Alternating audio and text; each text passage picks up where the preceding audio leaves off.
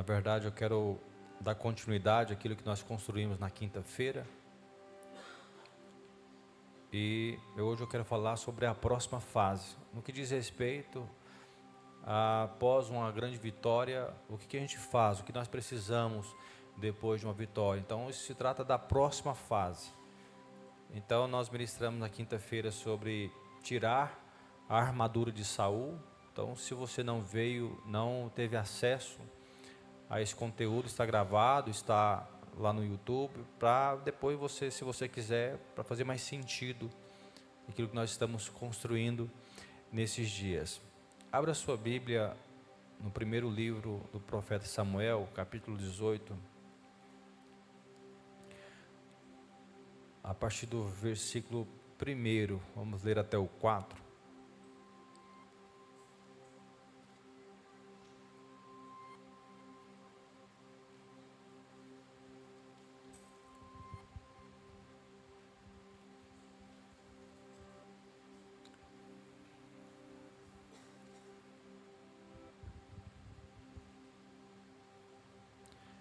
Primeiro Samuel 18,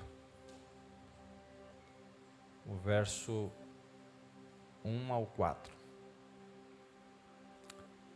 Se você não encontrou, está aqui na tela.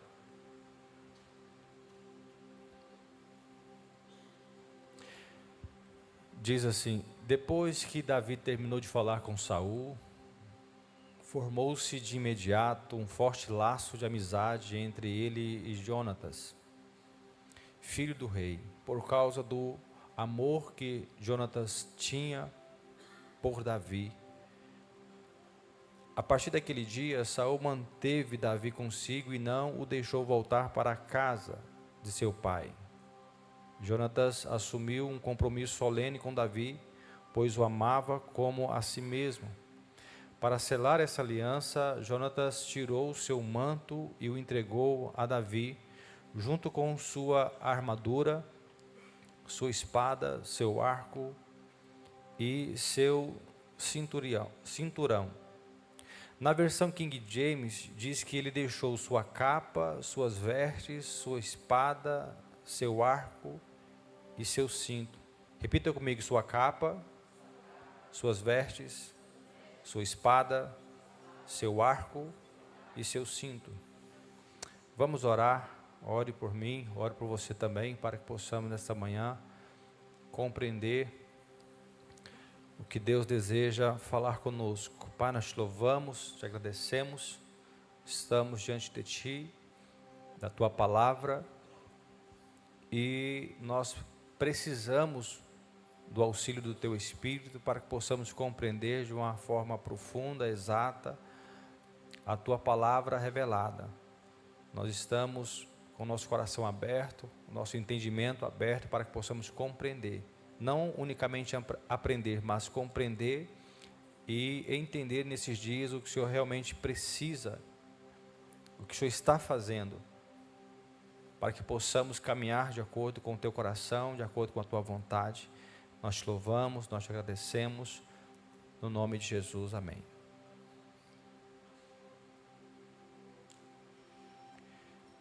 Irmãos, hoje basicamente vai ser um grande fundamento que eu quero entregar para vocês.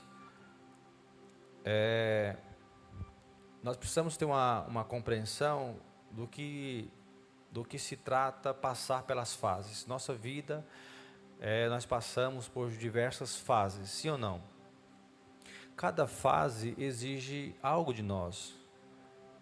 E o que deu certo há 5 anos, 10 anos atrás, talvez não vai dar certo agora.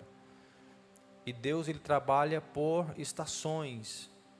Conforme nós passamos aqui, Deus, Ele não muda, mas Ele se move, Ele se movimenta. E na história de Davi, o que eu construí na quinta-feira foi a apresentação de um processo, porque Davi, na casa de seu pai, Jessé, fala de um tempo de preparo, um tempo onde ele se preparou no secreto, porque ele tinha habilidades, ele era uma pessoa apta para guerrear, ele já tinha matado o urso e o leão, ele sabia tocar a harpa. Então, quem ensinou isso para ele? Quem teve a disposição? Davi, ele ele se dispôs, mesmo não sendo conhecido, mesmo cuidando de ovelhas, a se preparar, porque toda pessoa que realmente pretende desenvolver uma vida mais profunda, ter uma vida mais relevante, o preparo vai ser importante. Então você não pode ficar esperando o que vai acontecer amanhã. A parte de se preparar é agora. Amém, irmãos? Nem tudo o Espírito Santo vai fazer por nós. Quando ele traz um apontamento, uma inclinação de algo que Deus deseja fazer com você e você entende, logo você se prepara. Eu falo muito lá para os meus filhos em casa, olha, Deus deu dons, talentos. Ainda que não seja isso, mas são ferramentas que você pode usar. Amém? Você tem ferramentas, dons que Deus colocou em você, e você precisa afiar isso aí, se preparar para o novo tempo.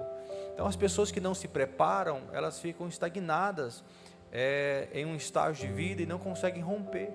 Então elas ficam observando, falando, questionando, mas não se preparam. Então Davi, na casa de Jessé, fala de um tempo de preparo no secreto. Da casa de Jessé até a batalha com o gigante, a batalha com o gigante fala de uma vitória pública, porque nós sabemos que Davi era uma pessoa antes do gigante e se tornou uma outra pessoa pós o gigante. Então aquilo que foi preparado no secreto o levou para um confronto direto com o gigante. Irmãos, nós já conhecemos a história, nós falamos um pouco disso na quinta-feira. Era ilógico um jovem que foi enfrentar um gigante com um pedaço de pau, com seu cajado e com uma funda e uma pedra, basicamente, que ele usou. Então, basicamente, só a armadura de Golias, basicamente, era em torno de 70 quilos, só a ponta da sua lança era quase 7 quilos. É como se a armadura de Golias fosse equivalente ao peso de Davi, que ainda era moço, era jovem. Então o que derrubou aquele gigante foi a obediência de Davi e a convicção que ele tinha, porque ele não falou assim, eu vou contra ti com a funda, com a minha habilidade, eu vou contra ti em nome do Senhor. Ele usa o nome do Senhor. Então foi desenhado um cenário e aí ele passa a ter uma outra lente diante das pessoas. O público começou a ver Davi porque aquilo que era ilógico aconteceu. Era uma vitória pública. Sabe aquele testemunho que você conta na igreja? Olha, eu quero contar uma grande vitória que eu tive. Sim ou não?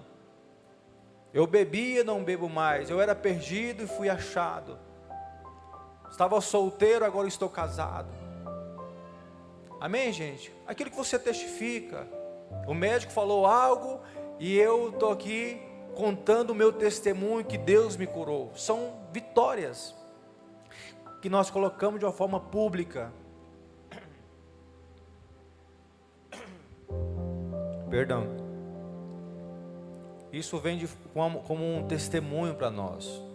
Só que o problema, irmãos, está após a vitória. Porque muitas pessoas confundem o que significa ganhar uma batalha e se esquece que ainda existe uma guerra. Tem gente que testifica da batalha vencida. Porque Davi, quando ele derrubou o gigante, cortou a sua cabeça, todo mundo ficou uau. Até o próprio Saul chegou nos teus oficiais, nos teus servos e começou a perguntar, quem é esse menino? Quem é o pai dele? Antes não tinha interesse, agora eu quero saber quem é esse menino, quem é o pai dele? Você entende que nós precisamos entender que pós o gigante, nós passamos a ter visibilidade, reconhecimento. Quando você testifica algo, é uma informação que você está dando no reino do Espírito. O mundo espiritual passa a conhecer você. Você está testificando de algo que Deus acabou de fazer, uma grande vitória. Só que, deixa eu te perguntar uma coisa, ainda terminou? Não. Nossa, meu marido, depois de anos orando por ele, agora veio para a igreja. Glória a Deus, uma batalha vencida publicamente. Mas já terminou? É só isso? Não, irmãos, vem a próxima fase. E para a próxima fase, no texto que nós lemos, Jonatas, ele se apegou de tal forma a Davi, que ele passou a amar como ele ama a si mesmo, como ele amava a si mesmo. Foi uma conexão muito profunda, uma amizade estava sendo construída ali. E dentro do texto que nós lemos, eu quero entrar em alguns pontos para que possamos verificar biblicamente, porque pós a derrota do gigante, tem a próxima fase, e Deus sabe disso, e para a próxima fase, você não pode ir com ela, com a espada do gigante que você venceu. Deus, ele vai te revestir de algo novo, Deus vai te preparar de tal forma para que você possa entrar na próxima fase, porque ainda não terminou. E Deus só pode te levar para a próxima fase, depois que os gigantes internos são derrubados dentro de você. Amém, gente? Todas as vezes que você consegue destronar um gigante dentro de você, olha, eu tinha um grande medo, não tenho mais, ele foi vencido. Deus vai te preparar para a próxima fase. Então talvez seja uma manhã para você verificar se ainda não tem nenhum gigante que precisa ser derrubado dentro de você. Algo que ainda precisa ser vencido, destronado. Todos nós entramos nesses lugares diante do Senhor. O salmista, ele entendeu isso, e por isso que ele clamou a Deus: sonda o meu coração, examine e vê se há algum gigante aqui dentro, porque eu consegui vencer um, mas talvez tenha outro dentro de mim. Estamos juntos aqui, irmãos? E dentro disso aí, nós entendemos que Jonatas, ele deu a sua capa, suas vestes, sua espada, seu arco e seu cinto. Isso me chamou muita atenção. E eu quero falar de algumas coisas que você vai precisar para a próxima temporada, para a próxima fase que Deus está te levando. A primeira coisa que eu quero falar que você vai precisar, pós vencer os teus gigantes, é de um amigo. Pós a derrota do gigante, apareceu quem? Jonatas. Jonatas apareceu, e a Bíblia diz que ali foi construída uma amizade. Irmãos, para o lugar que Deus está te levando, você vai precisar de amigos. Para a próxima temporada, para a próxima fase, você vai precisar de um João que reclina no teu peito, para ouvir as batidas do teu coração. E Deus faz isso. Deus faz isso com a gente, porque Ele sabe que todos nós temos um ponto cego, e você não vai conseguir, mas o seu amigo vai ver. Talvez uma igreja inteira não vai compreender, vai ver você arrumada, com a sua maquiagem, com as suas roupas, com um sapato novo, com um carro que você chega, a igreja vai olhar e você vai sorrir, vai cumprimentar muita gente, mas só o seu amigo íntimo sabe, de fato, como está a sua estação. O que verdadeiramente você passa, o que você sente. Então Deus, ele precisa colocar um Jonatas na vida de Davi, porque Jonatas, ele estava disposto. Se você for ver toda a história, não tem um tempo para ressaltar, você vai ver que Jonatas, ele se colocou na frente do pai para defender Davi, ou seja, ele foi um homem que teve a coragem de colocar a sua vida em risco, por causa de uma amizade. Que nesses dias Deus coloque pessoas ao seu lado, que tenham uma coragem de se arriscarem por você. Amém, gente? Que vão pagar o preço com você, que vão chorar com você, vai dizer: estou junto, não por aquilo que você tem, não por aquilo que você conquistou, mas por aquilo que você é em Deus. Eu consigo ver o que você carrega. Amém, gente? Então você vai precisar de um João, de alguém que vai ouvir o teu coração nesses dias, alguém que vai trazer conselhos, direções, alguém que vai trazer calmaria quando você estiver agitado, porque senão não tem como você entrar para a próxima fase sem se cercar de amigos. Outra coisa que você vai precisar para a próxima fase Ele deu um manto, uma capa. A capa, o manto, fala de unção, fala de poder, fala de autoridade. Deus não pode colocar você em guerras maiores sem revestir você, sem trazer um óleo de unção para a sua vida. Irmãos, o mundo espiritual ele é regido por leis, por regras, por princípios.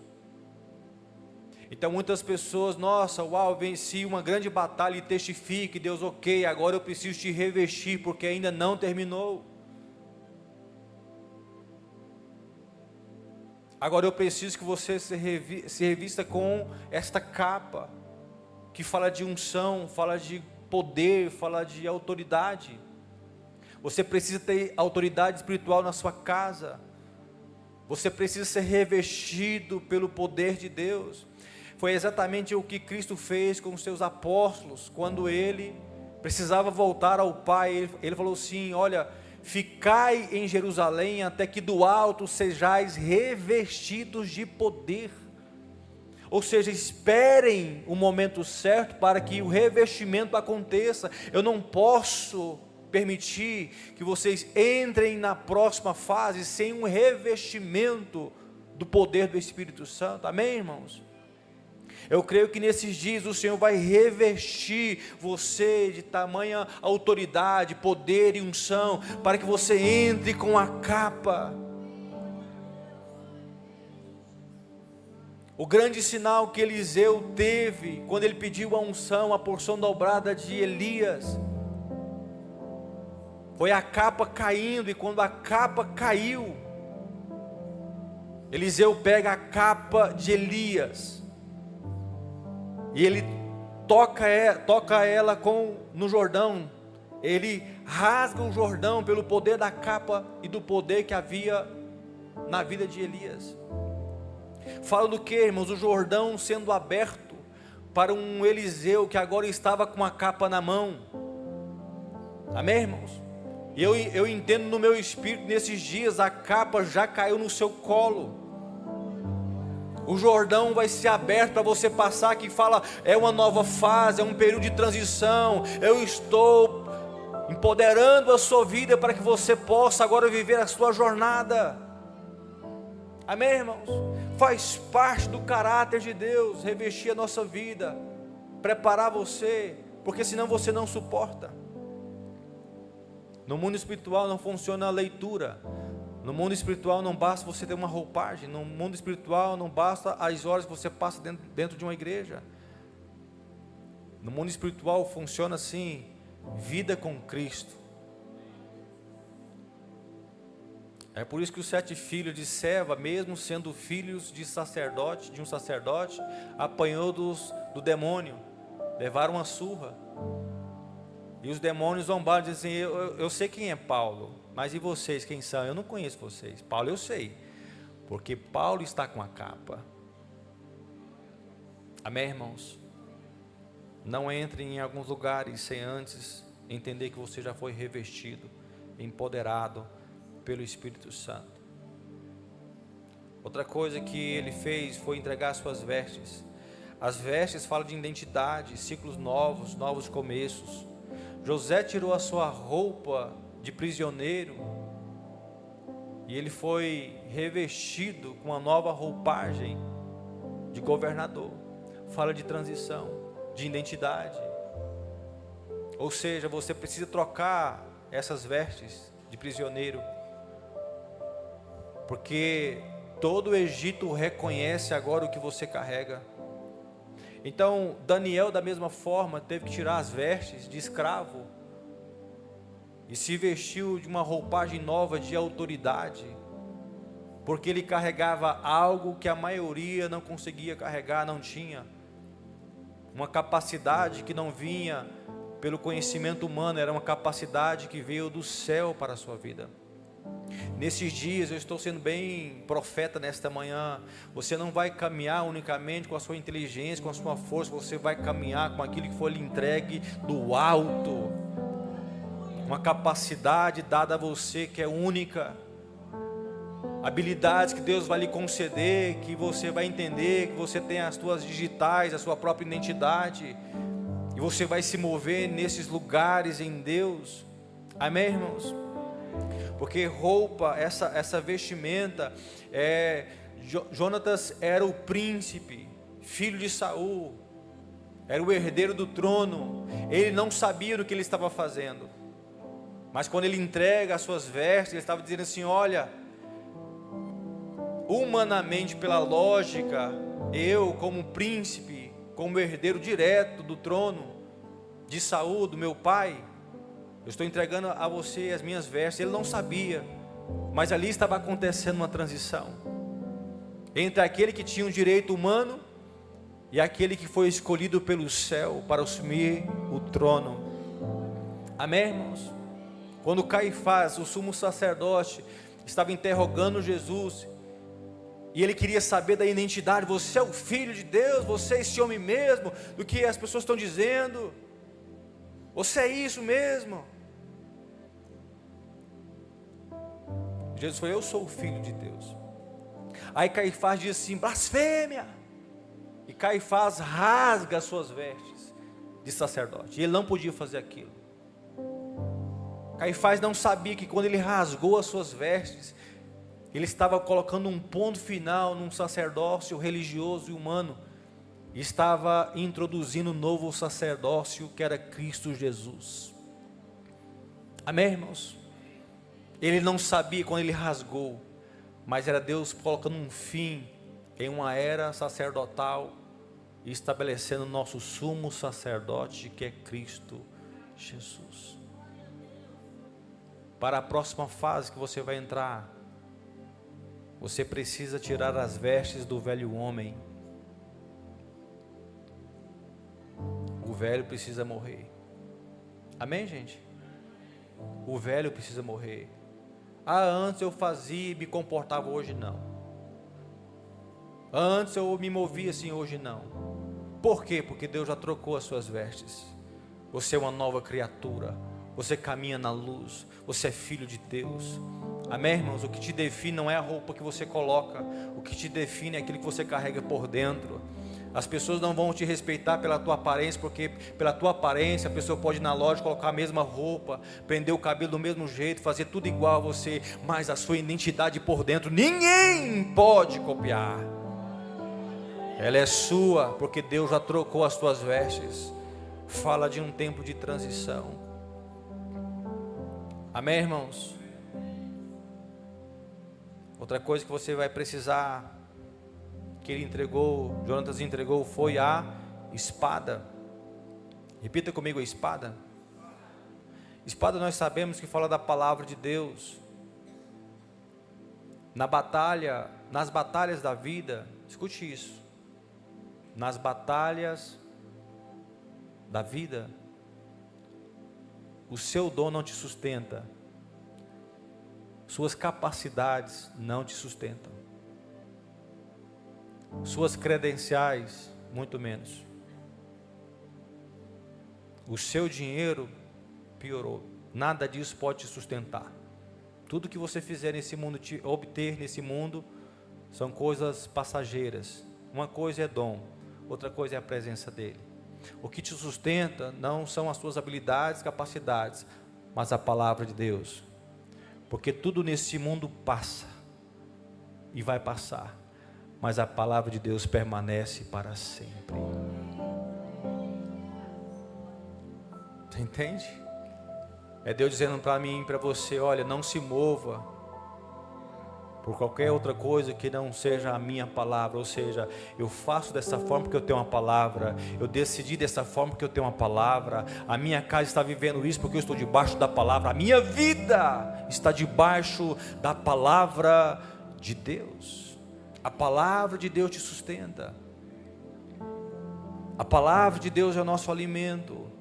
Não tem como guerrear no mundo espiritual sem ter palavra. O diabo foi tentar Jesus com o que, irmãos? Versículos, textos, sim ou não? Por quê? Porque o diabo sabe o poder da palavra. É por isso que o diabo tenta distorcer e adulterar a palavra. É por isso que a Bíblia diz que não é de se admirar que o próprio Satanás se transforma em anjo de luz. Existe uma guerra invisível que poucas pessoas não estão se atentando a ela. É por isso que a maior guerra da igreja é justamente examinar as Escrituras. É ter uma vida realmente pautada na palavra de Deus. É por isso que você percebeu que estudar e examinar a palavra é difícil, porque é guerra. Amém, gente? Você percebeu que você passa horas e horas no celular e é tudo certo, 3 horas, 4 horas, vai ler a Bíblia para você ver. É guerra. Seu corpo vai gritar, vai dar sono, você fica inquieto, sua mente diz assim, não entendeu nada, então não entendeu, deixa para lá. Não, irmão, não entendi na primeira leitura, não entendi na segunda, mas eu não vou sair daqui enquanto Ele não trouxer para mim a revelação desse texto. Eu vou chorar, eu vou clamar, mas eu vou obter a revelação da palavra. No mundo espiritual funciona dessa forma. Não tente ir com o seu braço, não tente ir com a sua força, não tente ir com a sua aparência, não tente ir com a sua parte religiosa. Vá com a palavra de Deus. Quando o diabo dizia assim, está escrito, Jesus rebatia, mas também está escrito. Ou seja, não vem não, porque eu estou na palavra. Por quê? Não só falo dela, eu sou a própria palavra. Cristo, Ele é o verbo, Cristo, Ele é a palavra. Palavra não se trata de texto, não se trata de uma Bíblia, né? Independentemente da versão, a palavra se trata de uma pessoa. Toda a centralidade da Bíblia fala de uma única pessoa, aponta para uma única pessoa, Cristo Jesus, que é o verbo encarnado. Amém, gente? Outra coisa que você vai precisar, o arco. Ele entregou o seu arco. O arco fala de mirar no alvo certo, ter precisão. Faço uma pergunta para você nesses dias: qual é o seu alvo? Onde você está mirando? Se tem um tempo que se chama hoje, nós precisamos ter precisão. Quando você for orar, não vá orar de uma forma aleatória, tenha precisão nas suas orações. Estou orando de uma forma específica. Quando Ana foi orar, ela não ficou orando pelo marido, não ficou orando pela rival, não ficou orando pelo sacerdócio. Quando ela foi diante do Senhor, ela tinha um alvo específico. Amém, irmãos? Não fique atirando para todo lado. Você vai ter que ter um olhar muito clínico, muito preciso, alvos específicos. Eu orei por isso, esperei por isso, logo Ele me respondeu, e hoje não é apenas uma petição, o menino já está do meu lado, ou seja, ele já ouviu, já respondeu, e hoje é uma realidade. Nesses dias isso vai acontecer com você. Você vai clamar, vai orar em coisas específicas. E o que você usa a sua boca agora para falar, são palavras que ecoam na eternidade, e essas palavras se tornarão em vida, e vão vir para a realidade, e você vai testificar não daquilo que você falou um dia, mas daquilo que Deus fez acontecer, por meio de um alvo. Amém, gente? É por isso que Paulo escreveu assim, em 1 Coríntios capítulo 9, versículo 26 e 27, ele diz assim: por isso não corro sem objetivo, nem luto como quem dá golpes no ar, disciplino meu corpo como um atleta, treinando para fazer o que deve, de modo que depois de ter pregado aos outros, eu mesmo não seja desqualificado. Paulo, ele não se movimentava sem um alvo, sem um objetivo, sem uma meta. Ele não se movimentava de uma forma aleatória. Nesses dias Deus vai alinhar a nossa movimentação, irmãos. Entenda, e é difícil passar isso para a igreja, porque Deus está fazendo isso comigo. Ontem eu entrei no banheiro para tomar banho, Deus me pegou lá, eu fui às lágrimas, Ele me pegou lá no banho. Saí, foi consultar o coração da minha esposa, Ele me deu outra lapada. De repente chega meu filho e senta na minha frente: pai, olha o que eu entendi na palavra. E ele está falando, porque no banheiro eu pedi: Deus, fale comigo, eu preciso ouvir a sua voz. E meu filho senta e começa a expor as escrituras. Enquanto ele estava sentado falando, Deus estava falando comigo. Diz: meu filho, não se trata de uma exposição que você acabou de fazer, se trata de um Deus que acabou de falar comigo, porque eu pedi no banheiro, Ele já respondeu, porque Deus está rápido. Deus está preciso. Amém, irmãos? Deus vai falar com você de uma forma clara, específica, porque Ele requer de nós precisão, alinhamento. Tem coisas grandes, a próxima fase requer de você, de mim, precisão, uma movimentação exata, precisa, porque Deus vai te levar para lugares mais altos, guerras maiores vão vir, pressões maiores vão acontecer na sua vida, e para isso você não pode ser levado por qualquer sorte de vento ou doutrina, mas você precisa ter precisão. Amém, gente? Então o arco fala disso. É por isso que Paulo ele ressalta, diz assim: logo o meu alvo é... Paulo mirava em quem? O alvo de Paulo era quem? Leia todas as cartas. Ele fala da igreja, dos problemas da igreja, de gente que deixa, que abandona. Ele fala de muitas coisas, mas Paulo sempre ressalta: considero tudo como perda para ganhar Ele. Tudo que ele ressalta: já estou crucificado para o mundo e o mundo para mim, porque para mim o que importa é Ele, a glória é dele. Já não mais vivo eu, mas quem vive? Cristo vive em mim. Paulo ele tinha um alvo, e eu oro que nesses dias você tenha um único alvo, que quando você mira nele, e o seu alvo é Ele, logo o alvo de Cristo se torna você numa linha direta. Quando você busca o seu reino, e o reino dele é prioridade, Cristo é a prioridade, descanse, as demais coisas Ele vai acrescentar na sua vida, porque você já se tornou também um alvo dele. Amém, irmãos? É tudo que Ele espera da igreja. Nosso alvo é Cristo, o apontamento é Cristo, o importante é Cristo. É nesse lugar que nós precisamos estar. Outra coisa importante que nós precisamos entender foi uma outra parte que Jonatas fez para ele, que foi entregar o seu cinto. Isso aqui é muito importante. Eu vou só ressaltar algumas coisas aqui, irmãos, para não gastar muito tempo. O cinto significa cingir os lombos. Nós sabemos que naquele tempo as pessoas usavam túnicas longas, capa, suas vestes, o cinto. O cinto obviamente ajudava a segurar a roupa, a túnica, prender. O cinto também era usado para a pessoa colocar ali as suas ferramentas, sua espada, né? Então ele cingia os lombos.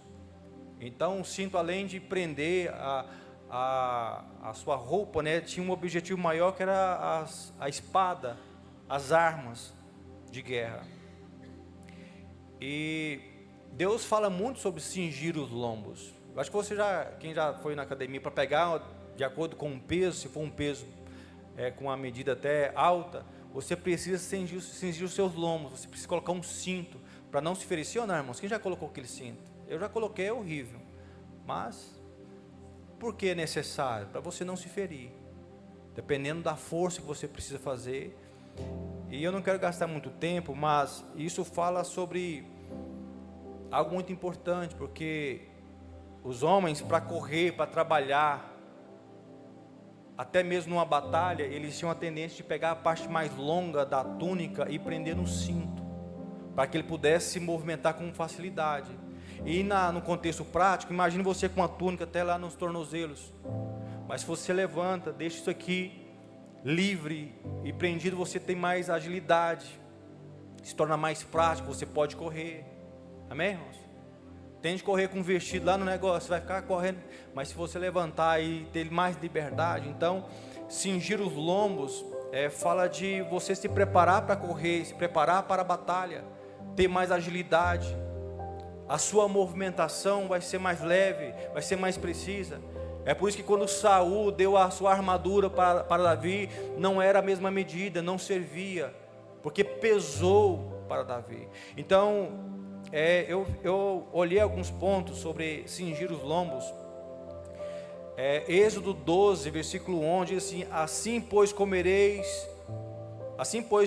o comereis, se tratando da Páscoa, os vossos lombos cingidos. Quando o povo de Israel, eles foram participar da Páscoa. A Páscoa representava o que, irmão? Naquela noite específica, um marco histórico da saída do povo do Egito. Então, para sair, para acessar uma próxima fase, Deus está dizendo: você precisa cingir os vossos lombos.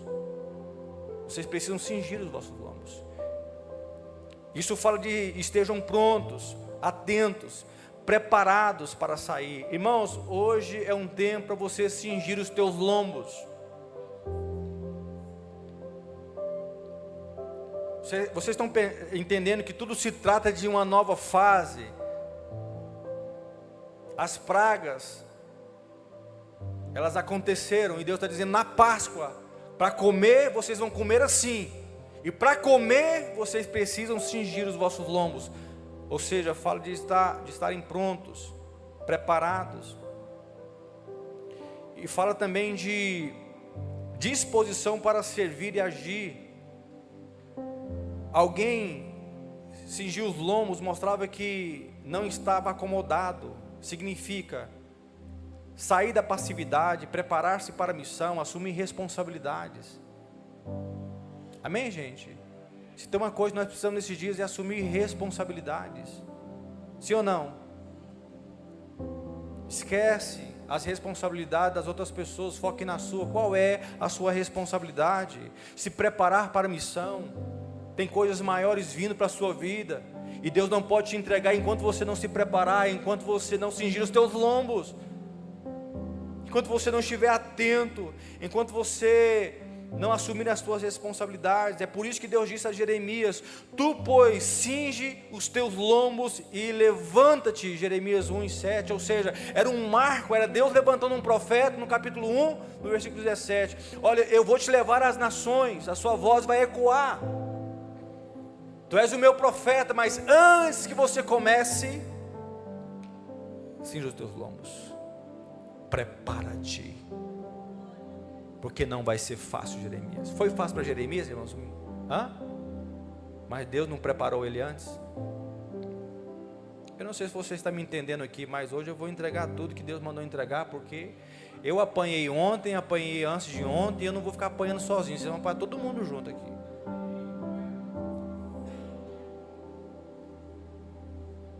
Ontem ele me pegou tomando banho, minha esposa já me deu uma que eu entendi que era a voz de Deus, meu filho, aí para completar, antes de vir para o culto, minha filha falou assim: eu tive um sonho com o Senhor. Eu falei: não, pelo amor de Deus, fala que é alguma coisa boa. Amém, irmãos? Porque Deus vai usar as pessoas que você menos imagina para falar contigo. Na verdade Ele já está falando, você que não prestou atenção ainda. Amém, gente? Ele já está falando. O problema é que você está distraído. O problema é que você está focado em tantas coisas. No teu problema, o que circula na sua cabeça são problemas. E hoje Deus quer cancelar isso na sua vida. Você vai focar no alvo certo, na pessoa certa. Vai cingir os teus lombos para a próxima fase. Cingir os lombos fala de vigilância espiritual. No Novo Testamento a expressão ganha sentido espiritual ainda mais forte, que diz assim: Pedro escreveu: cingindo os lombos do vosso entendimento. Aqui, irmão, não fala de uma roupa física, aqui não fala só de uma armadura física, fala de mente, organizar os pensamentos, abandonar distrações, manter vigilância espiritual, viver com sobriedade. Nós precisamos aumentar o nosso nível de concentração, percepção, discernimento. Amém, gente? Quando Paulo está escrevendo, diz assim, Pedro está escrevendo: cingindo os lombos do vosso entendimento. Está falando de mentalidade, porque onde acontecem as maiores guerras? Na mente. Onde são travadas as maiores batalhas? Na mente. Onde o diabo mais te ataca? Na mente. Ou alguém aqui nesses dias teve a visita do diabo com um chifre, uma capa preta, dizendo assim: meu filho, eu vim aqui para te atormentar. Alguém teve essa experiência? Porque eu nunca tive. As maiores batalhas que nós enfrentamos é aqui, na nossa mente. Que nesses dias você faça um mapeamento do que circula na sua mente. Quais são as suas maiores batalhas? O que te perturba? Amém, irmãos? Quando a pessoa está ansiosa, já percebeu que o pensamento dela fica acelerado, a pessoa não para, não consegue dormir, e isso não para. Um dia, irmãos, eu fiquei tão ansioso, que passou, você acha que é blindado disso? Não, a gente sofre, também sangra, nós também sentimos. E teve uma noite que eu estava assim, hoje eu vou morrer, não tem base, aquele negócio apertava, eu ia para a sala, eu orava, eu falei, aquele parece que não parava. Eu falei assim para Deus, onde que desliga isso? Eu não sei se você talvez já teve a experiência de ficar chateado porque você não consegue parar de pensar. Ou é só eu, irmãos? Ou tem gente aqui que está comigo? Já viu quando vem um problema, você fica pensando, tentando encontrar vias. E minha mente ainda é mais problemática, porque o pastor presidente fala, sua mente por um lado é um potencial, mas por outro lado você tem que tomar cuidado, porque ela é estratégica. Nós pensamos, nós agimos. Esse é o nosso grande desafio. É por isso que Deus, para corrigir isso aí, o que Ele faz? Pensai nas coisas. Gente. Paulo disse, eu não tenho a mente unicamente humana, mas eu tenho a mente de cingindo os lombos do vosso entendimento, ou seja, a minha mente está blindada pelo poder de Deus, estou pensando nas coisas do alto, a minha mente ela é de Cristo, o diabo não acessa, não tem autoridade para acessar a minha mente. Amém, irmãos?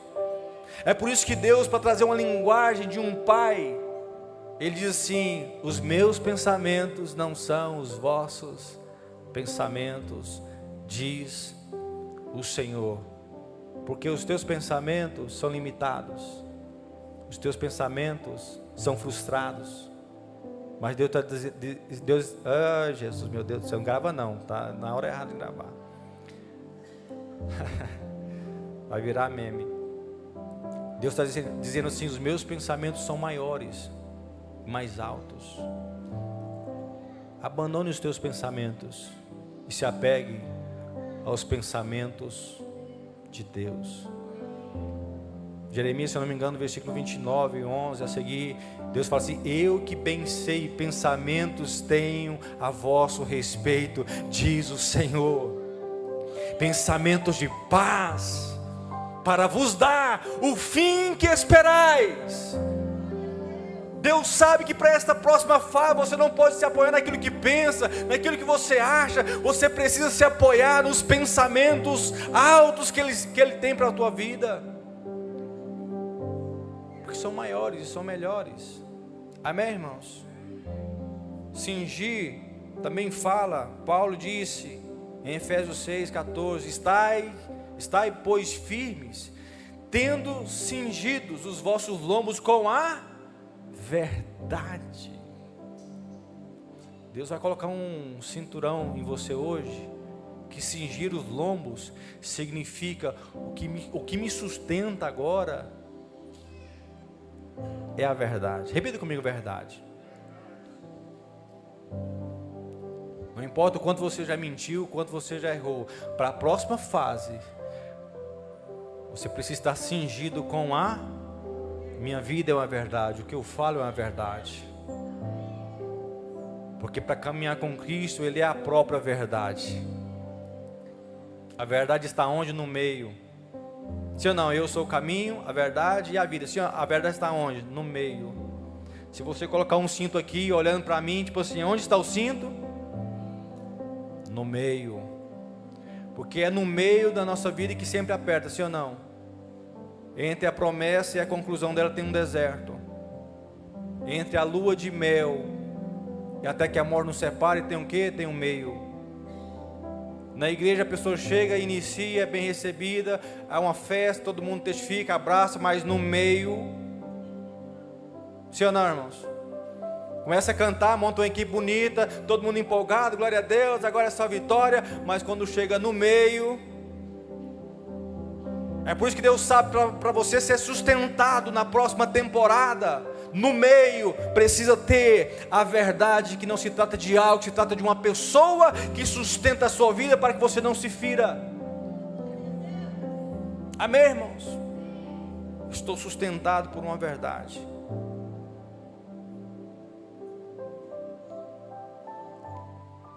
Sem isso, a caminhada fica embaraçada, a pessoa tropeça e perde firmeza espiritual. Sem a verdade, você se embaraça todo. Mas deixa eu dizer uma coisa para vocês. Olhe para cá se você puder. Deus está fazendo algo novo nesta casa. Não sei se vocês perceberam, que pode ser qualquer um que pregar aqui. Deus, ele está expondo as suas verdades. Nesses dias, para quem realmente deseja passar para a próxima fase, para a próxima temporada da vida, aquilo que Deus está fazendo, eu também estou nisso. Não pense você que eu não estou incluso nisso, irmãos. Bom seria se eu tivesse, irmãos, graças a Deus eu passei, agora venha. Não. Está todo mundo no mesmo pacote. Está todo mundo no mesmo barco. Amém, irmãos? A tempestade vai vir para todos. Lembra de Paulo no naufrágio? O povo desfazendo o peso, desespero, sem comer, sem ver a luz do sol por alguns dias, todo mundo desesperado, a esperança se acabando, tudo sendo sacudido. A Bíblia diz que eles ficaram à deriva. O que significa? Não tem mais o que fazer. Porque é exatamente isso que Deus vai fazer com a gente, irmãos. Olha, eu não sei o que vai acontecer, eu não sei o que fazer, mas Ele sabe. Se você está numa fase da sua vida que você chega a um ponto, olha, agora eu já não sei o que eu faço. Porque Ele não quer que você dependa da sua própria força. Ele vai te colocar sempre num lugar de dependência. Você depende dEle. Amém, irmãos? Na sua embarcação não pode ter leme. Porque quem controla não é você. Quem te guia não é você. Quem nos guia é o Espírito Santo da verdade. Todo mundo desesperado, e Ele diz assim, olha, ninguém vai morrer. Porque o anjo veio e nos trouxe uma palavra. Amém, irmãos? Diga para quem está perto de você, você não vai morrer. Tem lugares que você ainda precisa chegar. E você vai chegar. Eu estou sentindo uma graça de Deus aqui. Se o louvor quiser já me ajudar aqui perto, fica 10h24 ainda, irmãos, eu tenho 40 e poucos minutos ainda, e vamos brincadeira, eu já vou parar. Mas deixa eu dizer uma coisa, se tem uma pessoa que já questionou coisas com Deus, sou eu. Se tem uma pessoa que já indagou, tipo assim, por que disso, por que isso, por que aquilo.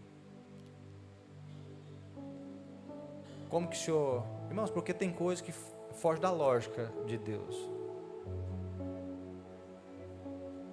Deus escolhe José e José tem que sofrer muito. Deus escolheu Moisés e Moisés chegou um tempo que era tanta pressão na vida de Moisés, irmão, tanta pressão, mas tanta pressão por causa do povo. Moisés disse assim, basta Deus, tira a minha vida, não dou conta mais. Deus chama Elias em um momento da vida de Elias, em uma das suas fases da vida, está firmaço, ora, o fogo do céu cai, mata os profetas de Baal, mas depois ele vai se esconder numa caverna, com medo. Aí fere a nossa lógica, tipo assim, como que um homem que caminha nesse nível de graça, de poder, de autoridade, um profeta, agora está em uma caverna com medo? Eu tenho certeza que você já entrou nas suas cavernas, talvez você esteja em uma agora. Eu comentei com uma pessoa ontem, aqui no culto das mulheres, a gente estava conversando, falei assim, tem uma coisa que Deus faz, é frustrar os nossos planos. Ele vai frustrar os teus planos, irmãos. Pode ficar tranquilo que Ele vai frustrar os teus planos.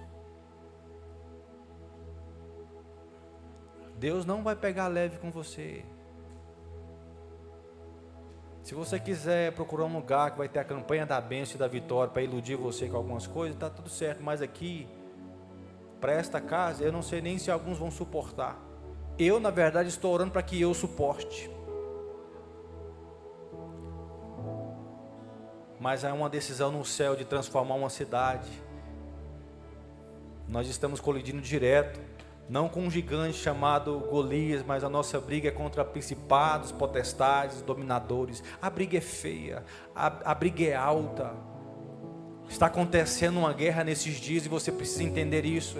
Que não é tempo de ficar distraído, não é tempo de ficar brigando, não é tempo de você ficar achando. É tempo de você alinhar o coração com a eternidade, entender que quem governa é Ele, que quem manda é Ele, quem faz é Ele, e Ele vai fazer conforme Ele planejou. Amém, irmãos? Ele não perdeu o controle de nada. Ele está dizendo para mim e para você: chegou o momento de você pegar a tua espada, que é a palavra. Chegou o momento de você se revestir de unção e poder. Chegou o momento de você trocar essas vestes. Chegou o momento de você ter precisão nos teus alvos. Chegou o momento de você cingir os teus lombos com a verdade, porque a próxima temporada já está aí. A próxima fase já está te esperando. Amém, irmãos? E é isso que Ele está fazendo.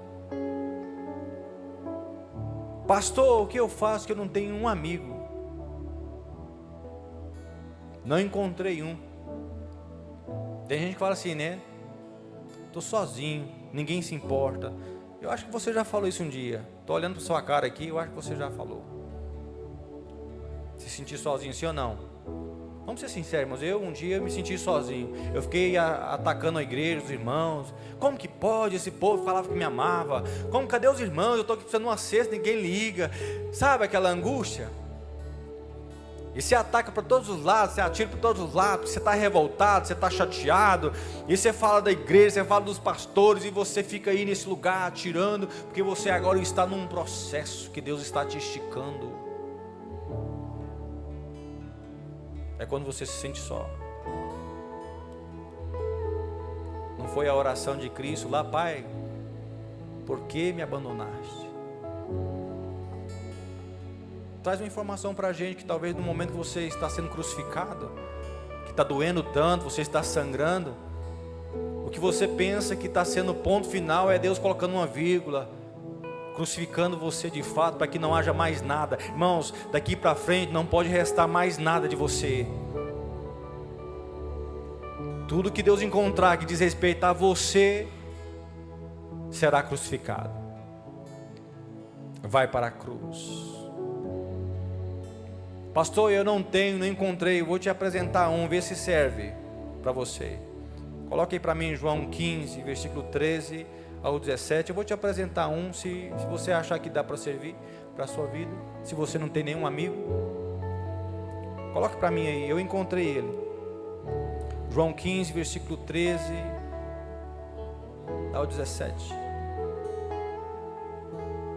Evangelho de João 15, versículo 13 e 17,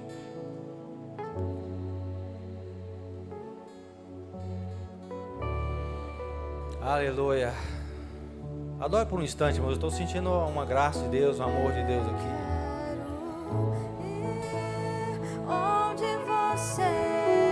Adore por um tempo. Eu quero estar onde você está.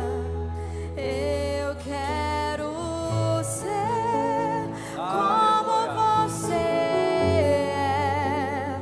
Eu quero amar como você ama. Eu quero. Sim, Jesus.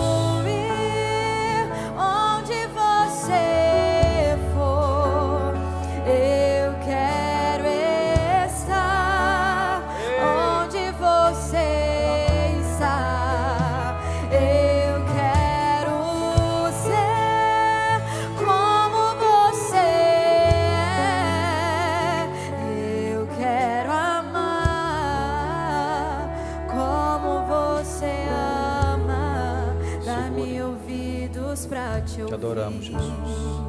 E um coração para obedecer, formosos pés para te seguir e olhos para te contemplar. Sim, Espírito Santo. Dá-me ouvidos para te ouvir, coração para obedecer, formosos pés para te seguir e olhos para te contemplar. Aleluia. Já encontrou ele aí? Já deu uma olhada no texto? Não existe amor maior do que dar a vida por seus amigos. Vocês serão meus amigos se fizerem o que eu ordeno. Já não os chamo de escravos, pois o Senhor não faz confidências a seus escravos. Agora vocês são meus amigos, pois eu lhes disse tudo que o Pai me disse. Vocês não me escolheram, eu os escolhi.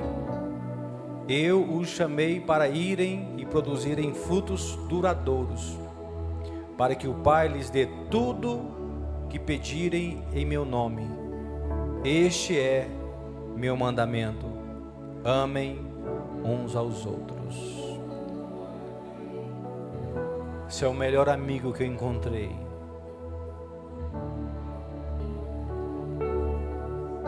Não existe outro, irmãos. Não existe outro.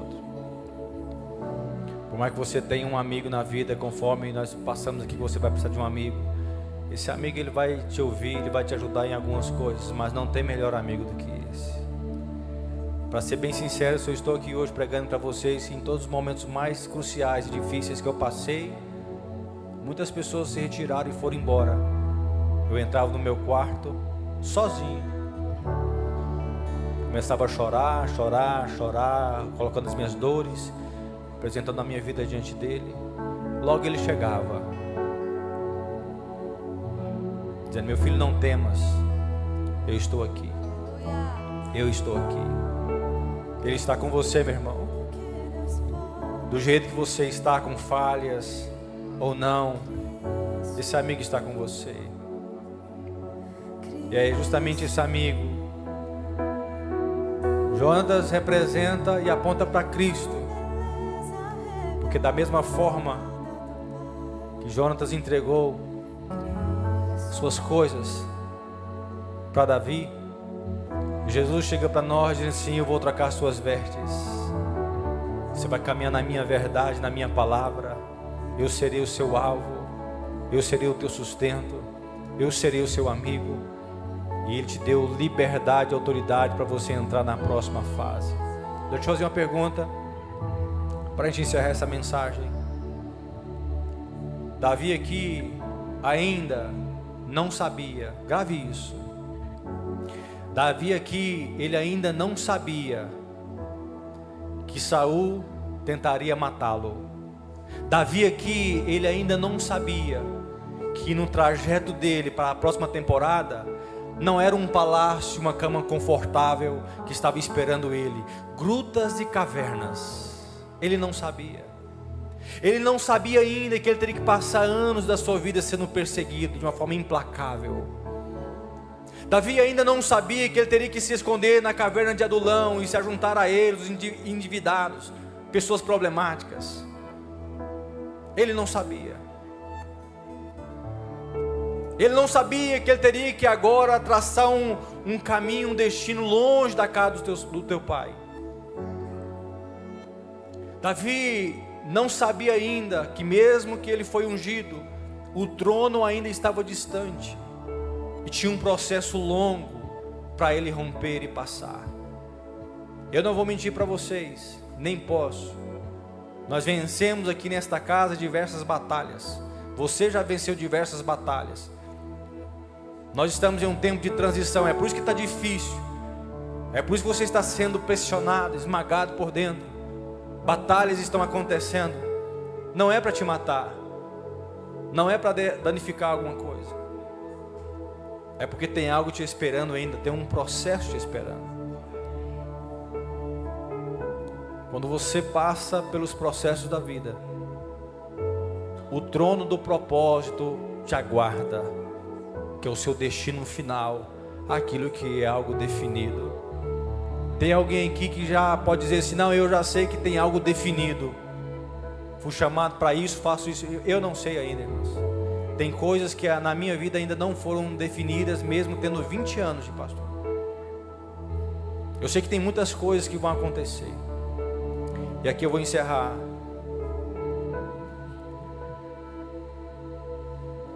Davi, ele não sabia que ele teria que passar por lutas maiores, pressões maiores, guerras maiores.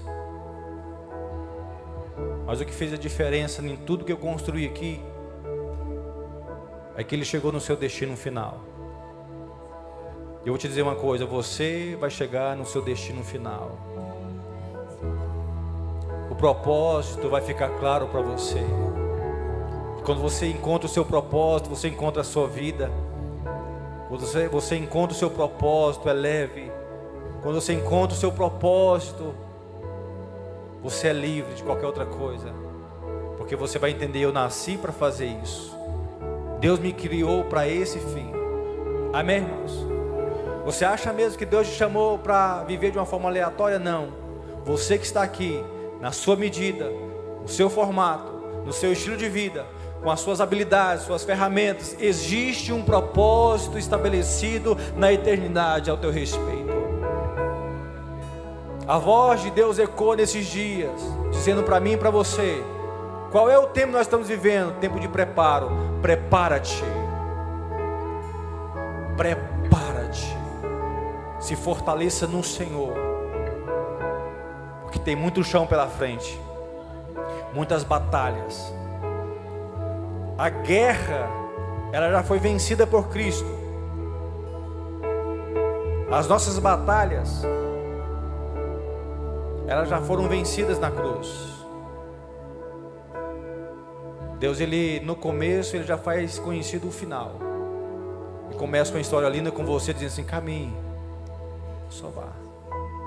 Amém, irmãos?